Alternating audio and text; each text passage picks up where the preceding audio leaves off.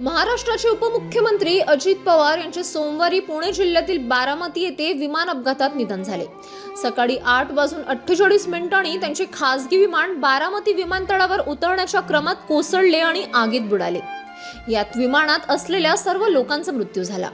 अपघाताची कारणे स्पष्ट नसली तरी विमानाची तांत्रिक तपासणी सुरू असून विमान वाहतूक मंत्रालयाने 4 सदस्यीय तपास समिती नेमली आहे। घटनेनंतर विमानातील प्रवाशांची ओळख करण्यासाठी डीएनए तपासणीचा अवलंब करण्यात आला। अजित पवार हे केवळ राज्याचे उपमुख्यमंत्रीच नव्हते तर महाराष्ट्रातील सहकारी चळवळीचे एक स्तंभ होते। त्यांच्या निधनामुळे महाराष्ट्राच्या राजकीय आणि सामाजिक क्षेत्रात मोठी रिकामी जागा निर्माण झाली आहे। राज्यात 3 दिवसांचा राजकीय शोक जाहीर करण्यात आला आहे। या दुर्दैवी घटनेने संपूर्ण देशातील नेते आणि जनता स्तब्ध झाली आहे। पंतप्रधान नरेंद्र मोदी, गृहमंत्री अमित शहा, राष्ट्रपती द्रौपदी मुर्मू यासह अनेक नेत्यांनी शोक व्यक्त केला आहे।